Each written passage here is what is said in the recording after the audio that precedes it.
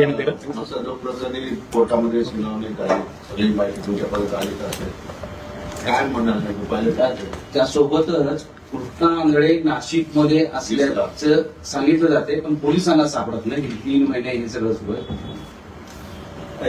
ती मात्र शोकांतिक आहे. दुर्दैव आहे. ते तपास यंत्रणेला तो एक फरार आरोपी सापडत नाही. त्या आरोपीनं मोबाईल भेटून त्याला सापडत नाही. बाकीच्या काही गोष्टींमध्ये तत्पर असते, परंतु संतोष भोयाच्या बद्दल जाणून बघूनच असं केलं जातं का ही पण शंका इच्छुक आणि शंका कुठे पण नाही ना. आता 3 महिने उलटून गेले, त्याला आरोपी सापडत नाही आणि 3 महिने उलटून गेले तरी एकही आणखी आरोपी नाही.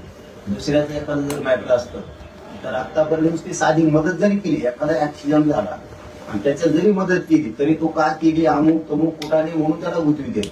एखाद्याची सहज आपण कुंकड काय मोटरसायकल काय नेली तरी पण गुन्हे दाखल करतात, त्यांना जर करायचे असतील तर.